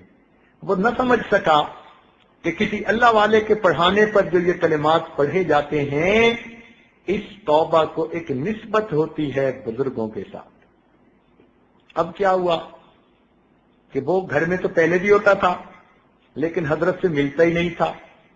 اب بیعت کی برکت کے بعد اس کے دل میں حضرت کی عقیدت محبت پیدا ہونی شروع ہو گئی۔ چنانچہ کبھی وہ گھر سے کھانا لا کے حضرت کے سامنے دسترخوان بچھا دیتا، کبھی پانی لا کے دے دیتا، کبھی دروازہ کھول دیتا، کبھی محفل میں بیٹھ کے دو باتیں سن لیتا۔ اللہ تعالیٰ کی شان دیکھیے، 1 سال کے اندر اللہ تعالیٰ نے اس کی دل کی دنیا کو ایسے بدلا، اس نے باقاعدہ اسلام قبول کیا، نمازیں شروع کی، چہرے پہ سنت سجائی، اپنی وضاقتہ مسلمانوں والی بنائی، تہجد گزار بن گیا، اور اگلے 2 سالوں میں اس نے ذکر پر اتنی محنت کی کہ 2 سالوں کے بعد ہمارے حضرت نے اس کو اجازت خلافت عطا فرمائی۔ وہ پروفیسر یونیورسٹی کا، پھر اس نے دین کا کام کیا۔ اس وقت ہزاروں طلباء نوجوانوں کے لیے وہ شیخ اور مرشد بن کے کام کر رہا ہے۔ یہ نسبت کی برکت ہوتی ہے کہ دہریوں سے بھی اللہ تعالیٰ پھر دین کا کام لے لیا کرتے ہیں۔ اللہ تعالیٰ ایمان کی حفاظت فرماتے ہیں۔ چنانچہ ہمارے ایک دوست حافظ صاحب تھے، ایسی ایمان کی حفاظت، انہوں نے عصر کی نماز پڑھی اور اپنے بھائی کو کہتے ہیں اس عاجز کا نام لے کر کہ حضرت صاحب کو میرے سلام دے دینا اور تم گواہ رہنا میں کلمہ پڑھ رہا ہوں، اور یہ کہہ کے اس حافظ صاحب نے کلمہ پڑھا اور مسجد میں وہیں ان کی وفات ہو گئی۔ ایسی موت اللہ دیتے ہیں ایمان والی، یوں اللہ تعالیٰ ایمان کی حفاظت فرماتے ہیں۔ ہمارے ایک دادا پیر خواجہ فضل علی قریشی رحمۃ اللہ علیہ تھے، وہ فرماتے تھے کہ جس بندے نے اس عاجز سے بیعت کے کلمات پڑھے اور اس عاجز نے ان کے قلب پر انگلی رکھ کر اللہ اللہ کہی، اس کو ذکر کے بغیر موت نہیں آ سکتی۔ ایسی مقبول دعائیں ہیں ہمارے مشائخ کی۔ اس توبہ کی برکت سے اللہ تعالیٰ ایمان کی حفاظت فرما لیتے ہیں۔ چنانچہ ایک واقعہ آخری سنا کر بات مکمل کروں گا۔ ہمارے اپنے محلہ میں اس عاجز کے کلاس فیلو ہیں، الحمدللہ اس عاجز کو جتنی محبت دنیا میں ملتی ہے اس سے زیادہ محبت اپنے ملک میں ملتی ہے، اور جتنی محبت اپنے ملک میں ملتی ہے اس سے زیادہ محبت اپنے شہر میں ملتی ہے، اور جتنی محبت اپنے شہر میں ملتی ہے اس سے زیادہ محبت اپنے محلے میں ملتی ہے، اور جتنی محبت اپنے محلے میں ملتی ہے الحمدللہ اس سے زیادہ محبت اپنے گھر میں ملتی ہے۔ لوگ کہتے ہیں کہ گھر کا پیر ہلکا ہوتا ہے، الحمدللہ اس عاجز پر اللہ کا ایسا فضل، اللہ نے گھر میں بھی اس عاجز کو پیر بنا دیا۔ اس عاجز کی اہلیہ بیوی بھی ہے اور مریدہ بھی ہے۔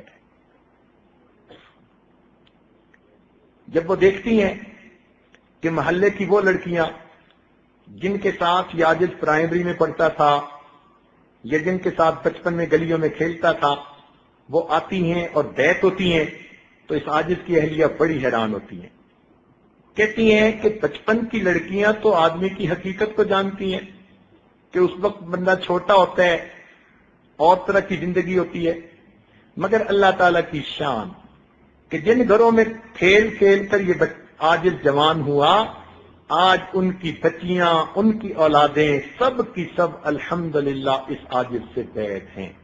اللہ رب العزت نے ایسی پاکیزہ جوانی عطا فرمائی کہ اپنے محلے کی، گلی کی بہو بیٹیاں، بچیاں، دادیاں، نانیاں سب کی سب اس عاجز سے بعید کا تعلق رکھتی ہے۔ الحمدللہ رب العالمین۔ تو اس عاجز کے اختلاف پہلو تھے، وہ بھی اس عاجز سے بعید، اور ان کے والد صاحب بھی اس عاجز سے بعید۔ حالانکہ ان کے والد تو میرے والد کی عمر کے تھے، مگر اللہ تعالیٰ نے محبت دل میں ان کے ڈال دی، لہذا انہوں نے اس عاجز سے بعید کر لی۔ اب وہ جو میرے دوست ہیں، انہوں نے یہ واقعہ مسجد کے اندر باوضو ہو کر سارے نمازیوں کو سنایا۔ یہ واقعہ ہم نے بھی سنا، تو ہم نے ان کو بلا کر خود بھی یہ واقعہ براہ راست سنا۔ وہ کہنے لگے کہ میرے والد صاحب بیمار تھے، توجہ سے بات سنیے گا، میرے والد صاحب بیمار تھے، حتیٰ کہ ان کے آخری لمحات شروع ہو گئے۔ ہم 4-5 بھائی، 2-3 بہنیں، سب ان کی چارپائی کے ارد گرد بیٹھ کر دعائیں کرنے لگے، رونے لگے۔ کوئی قرآن پڑھ رہا ہے، کوئی یاسین شریف پڑھ رہا ہے، کوئی کلمہ پڑھ رہا ہے، کوئی رو رہا ہے۔ عجیب کیفیت تھی، اور والد صاحب آخری سانس لے رہے تھے۔ کہنے لگے کہ میں والد صاحب کے چہرے کے بالکل قریب ہو کر بیٹھ گیا، اور میں نے اونچی آواز سے کلمہ پڑھنا شروع کر دیا۔ اتنے میں میری ایک بہن نے اشارہ کیا کہ ابو کے پاؤں تو بالکل ٹھنڈے بے جان ہو چکے۔ تھوڑی دیر بعد اس نے اشارہ کیا کہ دیکھو ابو کے گھٹنے بھی ڈھلک گئے، ٹانگیں ڈھلک گئیں۔ ہمیں ایسے لگ رہا تھا کہ جیسے ان کی روح گویا پاؤں کی طرف سے سمٹ کر گھٹنے تک آ گئی۔ سانس اکھڑا نہیں تھا، تیز ہو گیا تھا، اور لگتا تھا کہ بس چند منٹ کی بات ہے۔ کہنے لگے کہ ایسے میں نے والد صاحب کے چہرے کو متواتر دیکھ رہا تھا، والد صاحب کے ہونٹ بند، میں کلمہ پڑھ رہا ہوں، اور والد صاحب نے ایک مرتبہ بھی ہونٹ نہیں ہلائے کہ میں سوچتا کہ والد صاحب نے بھی کلمہ پڑھا۔ میرے دل میں یہ بات آئی، اے اللہ، کیا میرے والد صاحب کلمہ پڑھے بغیر دنیا سے جائیں گے؟ اس خیال کے آتے ہی میں اتنا رویا کہ کوئی حد نہیں۔ کہنے لگے اللہ نے میری مدد کی۔ میرے دل میں ایک خیال آ گیا، میں نے اپنے دل کے اندر دعا کی، اے اللہ میرے والد صاحب کی بیعت کا تعلق فلاں سے ہے، اس عاجز کے بارے میں سوچا، اور ان کا بیعت کا تعلق فلاں سے ہے، فلاں سے ہے، اور یہ سلسلہ اوپر چلتے چلتے صدیق اکبر اللہ عنہ تک پہنچتا ہے۔ اے اللہ اگر ان مشائخ کا تیرے ہاں کوئی مقام ہے، ان کی برکت سے ان کے ایمان کی حفاظت فرما دے۔ کہنے لگے میں نے اپنے دل میں یہ دعا مانگی، کلمح البصر، پلک چھپکنے کی دیر تھی، میرے والد صاحب نے ہونٹ کھولے، 5 مرتبہ کلمہ پڑھا، 5ویں مرتبہ روح پرواز کر گئی۔ یہ چھوٹی سی بات نہیں، اللہ رب العزت ایمان پہ موت عطا فرما دیتے ہیں، اس نسبت کی حفاظت ہو جاتی ہے۔ تو اس لیے یہ بیعت ایک روحانی تعلق ہے جو مشائخ کے ساتھ ہوتا ہے۔ اللہ تعالیٰ دنیا کی مصیبتوں سے بھی محفوظ فرما دیتے ہیں اس کی برکت سے، اور اللہ تعالیٰ ایمان کی بھی حفاظت فرماتے ہیں۔ بالخصوص جوان بچے بچیوں کی زندگی میں انقلابی تبدیلیاں بندہ خود محسوس کرتا ہے۔ اللہ تعالیٰ ہمیں اپنے مشائخ کی اس نسبت کی حفاظت کی توفیق عطا فرمائے، اور اللہ تعالیٰ ہمیں ایمان پر موت عطا فرمائے، اور قیامت کے دن نبی علیہ السلام کے ہاتھوں حوض کوثر کا جام عطا فرمائے۔ اب چند باتیں معمولات کے بارے میں کہ جو مستورات بیعت ہو چکی ہیں یا ابھی ہوں گی اس محفل میں، چونکہ آج رمضان شریف کی آخری محفل ہے، اس وقت بھی ہم توبہ کے کلمات پڑھیں گے۔ جو پہلے بیعت ہو چکی وہ تجدید بیعت کی نیت کر لیں گی، جو نئے سرے سے بیعت ہونا چاہیں گی وہ بیعت کی نیت کر لیں گی، اور جو دوسرے مشائخ سے عورتیں بیٹھ ہیں وہ فقط توبہ کی نیت کریں گی تاکہ محفل میں توبہ کی قبولیت میں وہ بھی شامل۔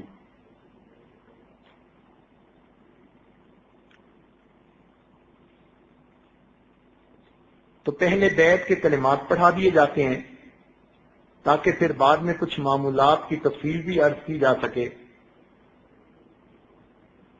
آج رمضان مبارک کے آخری دن کی اس بابرکت محفل کو غنیمت سمجھتے ہوئے زندگی کے پچھلے تمام گناہوں سے سچی پکی توبہ کر لیجئے، دل میں نیت اور ارادہ کر لیجئے کہ اللہ آئندہ نیکوکاری پرہیزگاری کی زندگی نصیب فرما۔ جیسی نیت ہوتی ہے ویسی مراد ہوتی ہے، تو نیت کیجئے کہ اللہ مجھے آئندہ سچی اور سچی زندگی گزارنے کی توفیق نصیب فرما۔ جو مرد بھی سلسلے میں بیعت ہونا چاہتے ہیں وہ بھی پیچھے پیچھے یہ کلمات پڑھ سکتے ہیں، عورتیں بھی پڑھیں۔ بسم اللہ الرحمن، خطبہ سن لیجئے۔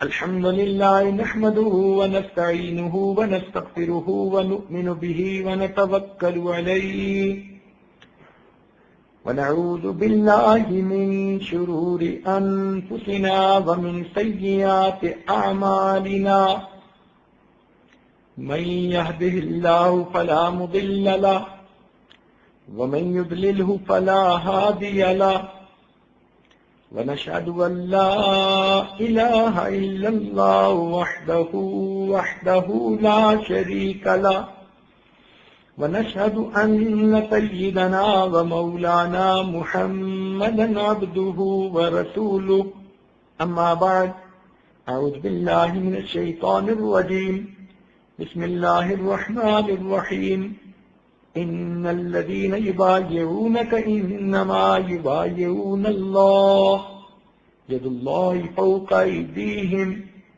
سبحان ربك رب العزة عما يصفون وسلام على المرسلين والحمد لله رب العالمين اللهم صل على سيدنا ومولانا محمد وعلى آل سيدنا ومولانا محمد وبارك وسلم۔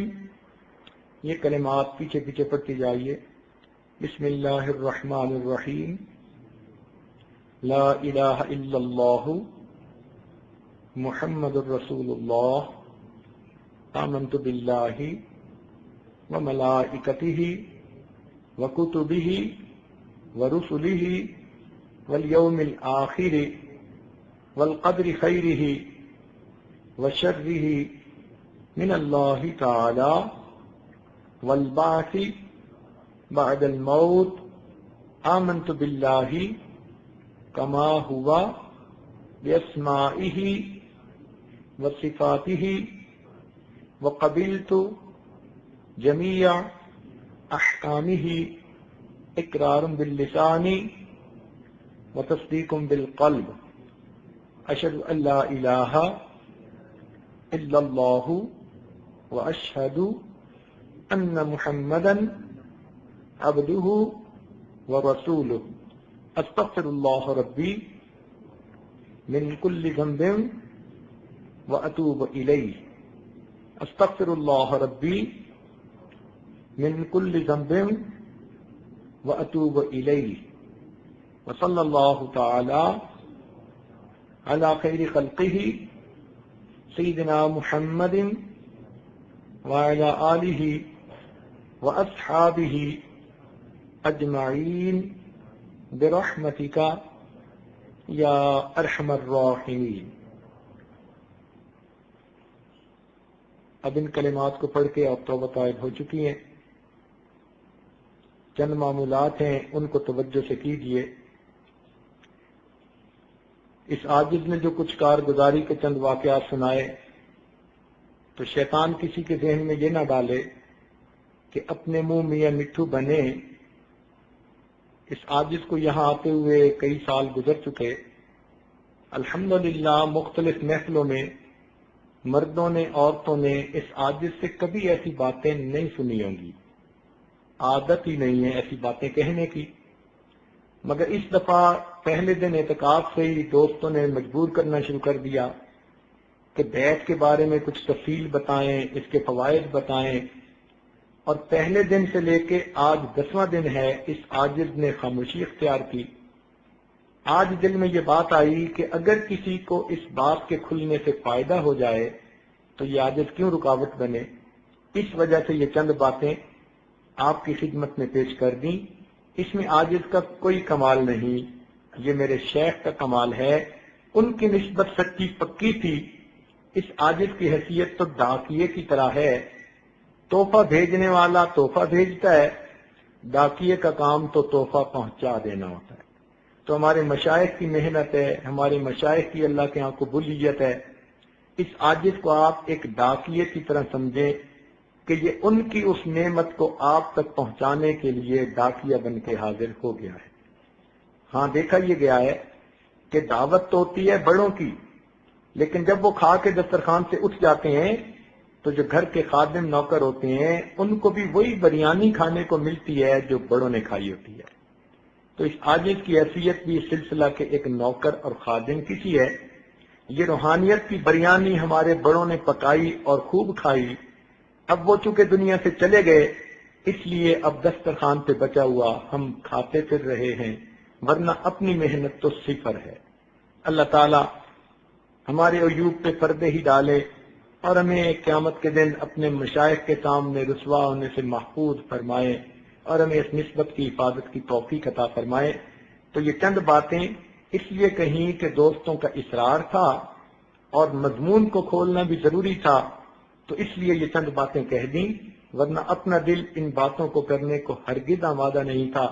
اللہ جانتا ہے کہ اللہ کے لیے کہی ہے، اللہ تعالیٰ اس کو قبول فرما لے۔ معمولات کے بارے میں ذرا سن لیجیے۔ سب سے پہلے مراقبہ۔ مراقبے کا مطلب کیا ہے کہ تھوڑی دیر ساری دنیا کے خیالات سے ہٹ کٹ جانا اور اللہ تعالیٰ کی یاد میں ڈوب جانا۔ تو انسان باوضو ہو، قبلہ رو ہو، اطیات کی شکل میں بیٹھے یا آلتی پالتی مار کے بیٹھے، چار دھانو بیٹھے۔ عورتوں کو چاہیے کہ جب نماز سے فارغ ہوں تو اپنے دوپٹے کو ایسے کر لیں کہ جیسے گھونگھٹ ہوتا ہے اور آنکھوں کو بند کر لیں۔ دوپٹے کو چہرے پہ کرتے ہوئے یوں سمجھیں کہ آج میں اپنے کپڑے پہ چہرے پہ یہ کپڑا ڈال رہی ہوں، ایک وقت آئے گا کہ مجھے کفن پہنا دیا جائے گا۔ آج میں اپنی مرضی سے آنکھیں بند کر رہی ہوں، ایک وقت آئے گا یہ آنکھیں ہمیشہ کے لیے بند ہو جائیں گی۔ ساری دنیا سے اپنے آپ کو آپ علیحدہ کر لیں اور یہ سوچیں کہ نہ زمین، نہ آسمان، نہ انسان، نہ حیوان، نہ شیطان، کچھ بھی نہیں ہے، فقط اللہ رب العزت کی ذات ہے اور اس کی طرف سے ایک نور آ رہا ہے جو میرے دل میں سما رہا ہے، اور میرا دل کی ظلمت سیاہی دور ہو رہی ہے اور میرا دل اللہ اللہ پڑھ رہا ہے اور میں اسے سن رہی ہوں۔ یعنی آپ نے زبان سے اللہ نہیں پڑھنا، زبان تالو سے لگی ہوئی ہو، منہ بند ہو، جسم کو حرکت بھی نہیں دینی، ہلنا بھی نہیں، سانس سے بھی کچھ نہیں کرنا۔ جیسے آپ کے پاس ٹیپ ہو اور اس پہ قاری سدیس صاحب کی تلاوت ہو رہی ہو تو آپ غور سے بیٹھ کے سنتی ہیں، نہ سانس کو کچھ ہوتا ہے نہ جسم کو کچھ حرکت ہوتی ہے، ذرا توجہ دے رہی ہوتی ہیں۔ تو آپ نے اپنی توجہ دل کے اللہ اللہ سننے پر لگانی ہے، کرنے پر نہیں لگانی۔ جب آپ محسوس کریں گی نا کہ آپ سانس بند کر لیتی ہیں، اس کا مطلب ہے آپ اللہ اللہ سن نہیں رہی، کر رہی ہیں۔ جب آپ کا جسم حرکت کرنے لگ جائے تو اس کا مطلب آپ اللہ اللہ سن نہیں رہی، اللہ اللہ کرنے میں لگ گئی ہیں۔ تو کرنا نہیں ہے، یہ ایک نقطہ سمجھ لیجئے کہ جیسے ٹیپ سنتی ہیں غور سے بیٹھ کے، نعت سنتی ہیں غور سے بیٹھ کے، یا جیسے اب آپ بیان سن رہی ہیں غور سے بیٹھ کے، نہ جسم ہل رہا ہے نہ سانس کو کچھ ہو رہا ہے نہ کوئی تنگی فیل ہو رہی ہے، اسی طرح آپ نے اپنے دل کی اللہ اللہ سننی ہے۔ زندگی ہے امر اللہ، زندگی ایک راز ہے، قلب کہے اللہ اللہ زندگی کا ساز ہے۔ چند دن آپ مراقبے میں بیٹھیں گی، یہ زندگی کا ساز چھڑے گا تو پھر ہر وقت آپ کو اللہ اللہ کی کیفیت محسوس ہوگی۔ یہ عجیب نغمہ ہے جو انسان کے اندر سے اس کو آواز آتی ہے، اس کو قلبی ذکر کہتے ہیں۔ حدیث پاک میں اس کے لیے ذکر خفی، ذکر سری، ذکر حامل، یہ سارے نام اسی قلبی ذکر کے لیے آئے ہیں۔ تو آپ 15 منٹ، آدھا گھنٹہ، 1 گھنٹہ، جتنا گڑ اتنا میٹھا، اور اگر 2-4 منٹ ہی مراقبہ کریں گی تو اس کا اثر ہی نہیں ہوگا۔ تو کچھ وقت لگانے کی کوشش کریں، جب بچے سو جائیں، آپ فارغ ہو، وقت نکال سکتی ہو، چاہے تہجد کے بعد چاہے عشاء کے بعد، جس وقت سکون محسوس کریں اس وقت آپ بیٹھ کے مراقبہ کریں۔ اگر عمر زیادہ ہے اور آپ مصلی پہ نہیں بیٹھ سکتی تو کرسی پر، صوفے پر بیٹھ کر بھی مراقبہ کر سکتی ہیں۔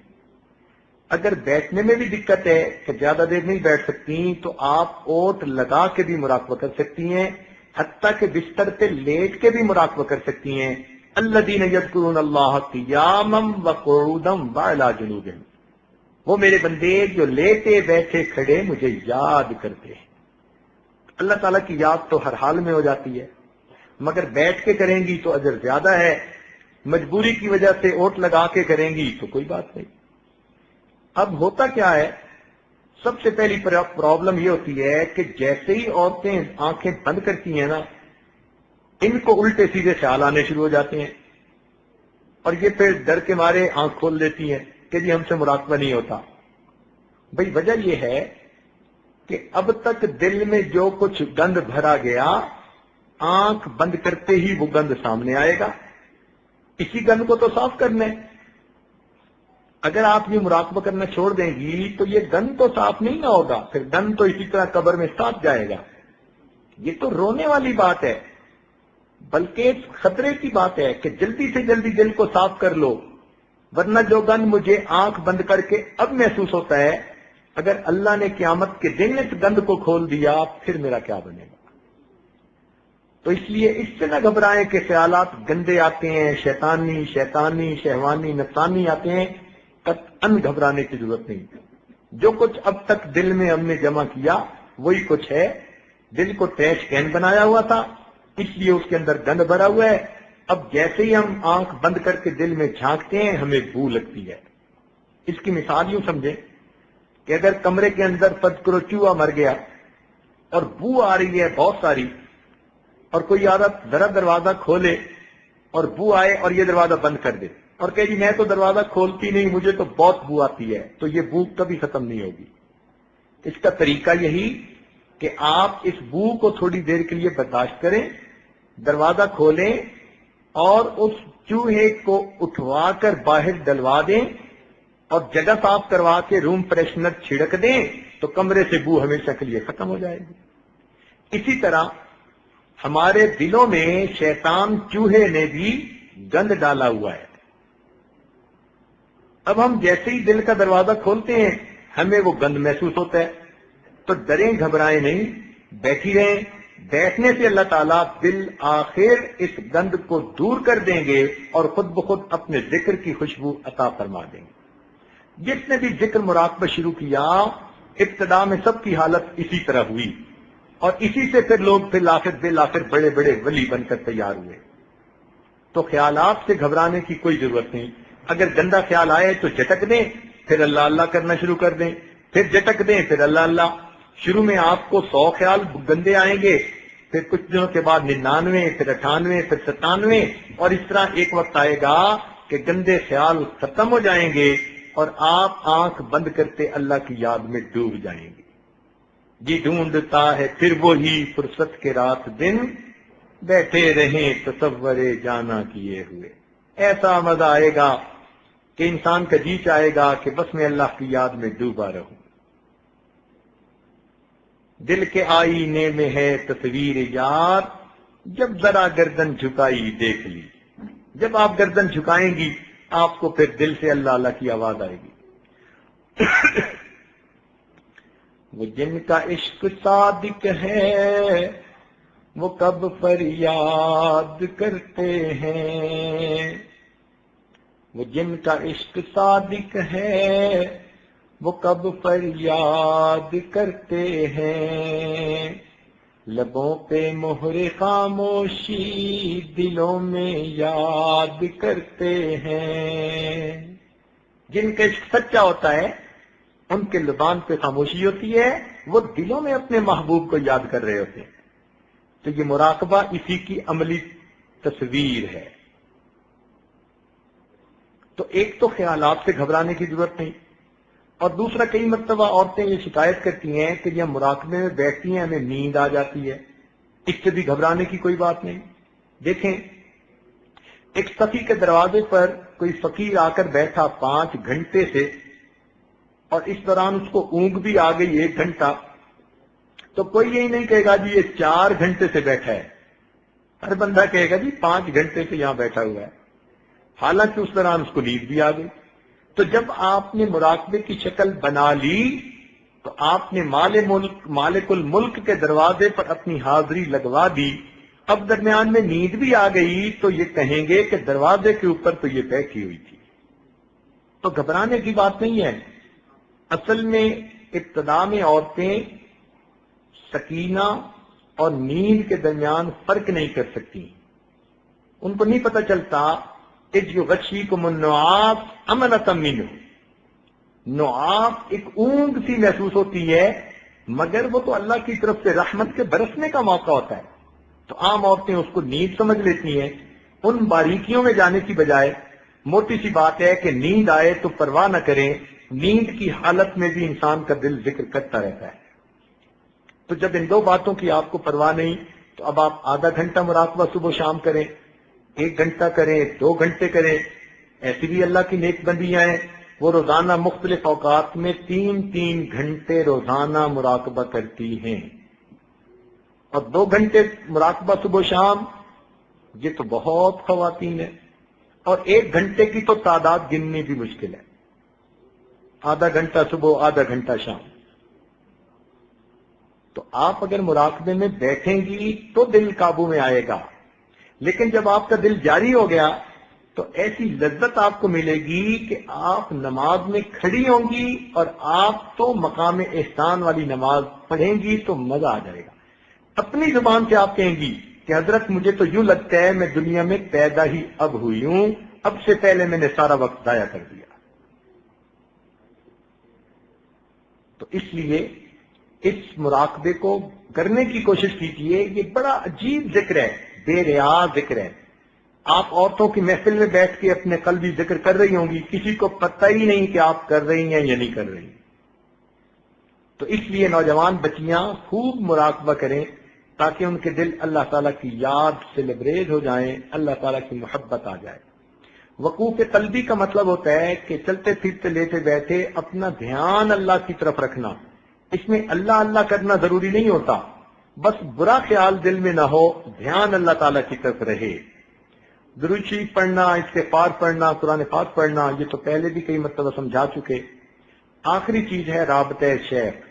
رابطہ شیخ کا کیا مطلب کہ جو اپنے باطنی حالات و کیفیات ہوں وقتاً فوقتاً فون کے ذریعے یا ای میل کے ذریعے یا خط کے ذریعے اپنے شیخ کو پہنچانا، اور پھر ان کی ہدایات کے مطابق ذکر کرتی رہنا۔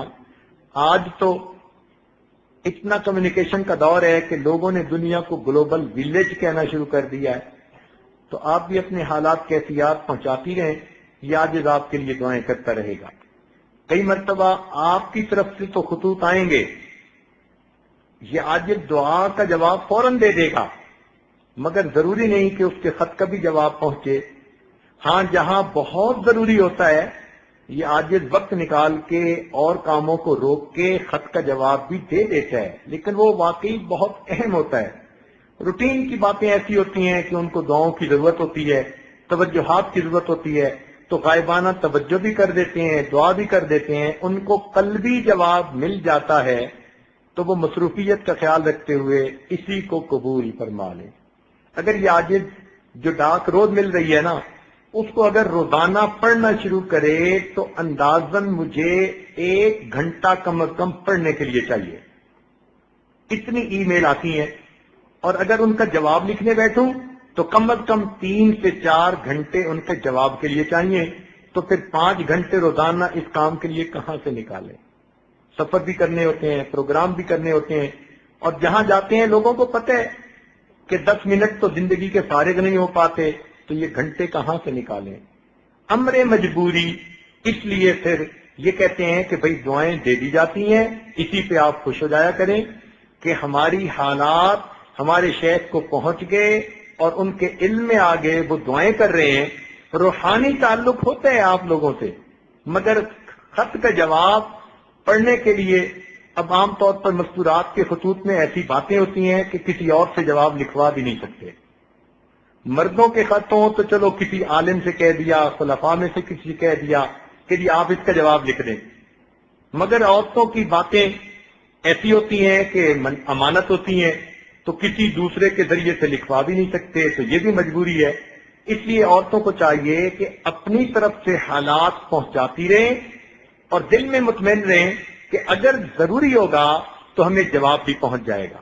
ویسے ساجد کی عادت ہے کہ جو بچیاں باقاعدہ خط لکھتی ہیں، بتاتی ہیں، ان کو خط کا جواب نہ بھی دے، جب کبھی اللہ تعالیٰ فون پہ بات کروا دیتے ہیں یا ملاقات کروا دیتے ہیں تو یہ عاجز ان کی کیفیات کے بارے میں ان کو پورا سمجھا دیتا ہے۔ اس کو رابطہ شیخ کہتے ہیں۔ تو ان 6 باتوں کا آپ خیال کریں گی تو اللہ تعالیٰ دل کی دنیا کو بدلیں گے اور انشاءاللہ اللہ تعالیٰ کی محبت دل میں بڑھے گی۔ ابھی تھوڑی دیر کے لیے مراقبہ کر لیں تاکہ اس کے بعد دعا کر سکیں۔ آنکھوں کو بند کر لیجئے، سر کو جھکا لیجئے۔ دنیا اور جو کچھ دنیا میں ہے اس سے ہٹ کٹ کے اللہ تعالیٰ کی یاد میں ڈوب جائے۔ لا الہ الا اللہ محمد رسول اللہ۔ دعا کیجئے اور آج کی اس محفل کو، اس رمضان مبارک کی آخری محفل سمجھتے ہوئے، اپنی توبہ کی قبولیت کا آخری چاند سمجھتے ہوئے اللہ تعالیٰ سے خوب دعا مانگ لیجئے۔ پروردگار عالم ہمارے گناہوں کو معاف فرما دے، اور یہ بخشش کا عشرہ ہے، مغفرت کا عشرہ ہے، عتق من النار کا آخری دن ہے۔ اللہ تعالیٰ ہمیں جہنم کے عذاب سے محفوظ فرما دے۔ سبحان ربی جلال الوہاب، اللہم صلی علی سیدنا محمد وعلی آل سیدنا محمد وبارک وسلم۔ ربنا ظلمنا انفسنا وإن لم تغفر لنا وترحمنا لنكونن من الخاسرین۔ اے مالک، ہم آپ کے عاجز مسکین بندے ہیں، ہمارے گناہوں کو معاف فرما۔ اے اللہ، اب تک جو بیانات ہوئے ان کے کہنے میں کوئی کوتاہی ہوئی معاف فرما، سننے والوں سے ادب میں کوتاہی ہوئی اس کو بھی معاف فرما۔ اے مالک، ہماری اصلاح فرما۔ اللہ، ہم گندے ہیں، ہمیں صحیح معنوں میں بندہ بنا۔ بگڑے ہوئے ہیں، ہماری اصلاح فرما۔ بکھرے ہوئے ہیں، ہمیں جمعیت نصیب فرما۔ اے اللہ، آپ کی طلب میں ہم یہاں آ کر بیٹھتے ہیں، اللہ ہمیں اپنا تعلق نصیب فرما۔ اے اللہ، یہ اعتکاف میں بیٹھنے والے مختلف ملکوں سے، مختلف شہروں سے یہاں ایک جگہ جمع ہیں، اے اللہ آپ کی محبت میں جمع ہوئے ہیں، آپ کی تلاش میں یہاں جمع ہوئے ہیں۔ اے اللہ رحمت فرما دیجئے، ان کا آنا قبول کر لیجئے، ان کے پھیلے ہوئے دامن اللہ بھر دیجئے۔ اے اللہ، یہ مستورات اتنی دور دور سے آئی ہیں، اللہ آپ کے سامنے دامن پھیلائے بیٹھی ہیں، معافی کی طلبگار ہیں، اللہ ان کو معافی عطا فرما دیجئے، ان کی توبہ قبول فرما لیجئے۔ اللہ ان کے دلوں کو نیکی سے بھر دیجئے، اپنی محبت سے دلوں کو لبریز کر دیجئے۔ اللہ ان کی عزتوں کی حفاظت فرمائیے، ایمان کی حفاظت فرمائیے۔ اے اللہ ان کی جان کی حفاظت فرمائیے۔ رب کریم ان کی نیک مرادیں پوری فرما دیجئے، ان کے کاموں میں جو رکاوٹیں ہیں ان رکاوٹوں کو دور کر دیجئے، دلوں کی پریشانیوں کو ہٹا دیجئے۔ میرے مولا، قدردانوں کا ساتھ عطا فرمائیے، اللہ بے قدروں سے محفوظ فرمائیے، اے اللہ بے قدروں سے محفوظ فرمائیے، اے اللہ ہماری ان بچیوں عورتوں کو بے قدروں سے محفوظ فرمائیے۔ رب کریم رحمتوں کا معاملہ فرمائیے۔ اے اللہ، جو اولاد نرینہ کی طلبگار ان کو اولاد نرینہ عطا فرما، جو صاحب اولاد ہیں ان کی اولادوں کو نیکوکار بنا، فرما بردار بنا، ماں باپ کی آنکھوں کی ٹھنڈک بنا، اور جن گھروں میں جوان بچے بچیاں موجود ہیں اللہ ان کی اچھی تربیت فرما اور ان کے ماں باپ کے لیے فرض ادا کرنے آسان فرما۔